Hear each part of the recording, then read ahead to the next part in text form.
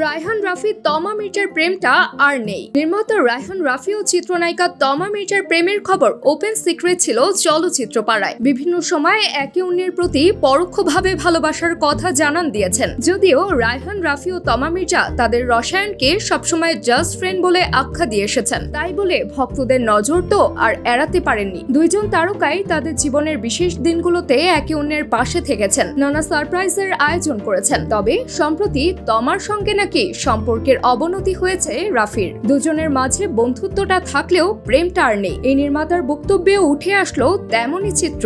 সম্প্রতি এক সাক্ষাৎকারে তমার সঙ্গে সম্পর্ক প্রসঙ্গে রাফি বলেছেন, তাদের মধ্যে শুধুই বন্ধুত্বের সম্পর্ক, এছাড়া অন্য কোনো সম্পর্ক নেই। নির্মাতার কাছে জানতে চাওয়া হয়, তমার সঙ্গে সম্পর্ক আগের মতো মধুর নাকি তিক্ততা সৃষ্টি হয়েছে। জবাবে রাফি বলেন, তিক্ততায় যায়নি, আগের মতোই বন্ধুত্বের জায়গায় আছে দুজনের সম্পর্কটা। তবে আমাদের নিয়ে যে গুঞ্জন রয়েছে সেটা আসলে নেই। তাহলে কি আপনাদের প্রেম ছিল না? রাফি বললেন, আসলে সেসব কেবলই গুঞ্জন ছিল। তবে আমাদের মধ্যে অনেক ভালো বন্ধুত্বের সম্পর্ক, যা আগেও ছিল এবং এখনো আছে। কিন্তু আমাদের নিয়ে মানুষ যেটা ভাবে সেটি নেই। তবে দুই তারকার ঘনিষ্ঠজন সূত্রের খবর, রাফি তমার মাঝে প্রেমটা এখন আর নেই। এক সময়ে দুজন একসঙ্গে প্রচুর সময় কাটালেও এখন সেসব চিত্রেরও আর দেখা মেলে না। দুজন নিজেদের মতো করে ক্যারিয়ার নিয়ে ব্যস্ত হয়ে পড়েছেন। যদিও মাসখানেক আগেই অভিনেত্রীর জন্মদিনে এক ফেসবুক স্ট্যাটাসে নিজেদের সুন্দর মুহূর্তের একটি ছবি প্রকাশ করে রাফি বলেন, আমি খুব সৌভাগ্যবান যে তোমাকে নিয়ে আরো একটি বছর পেলাম,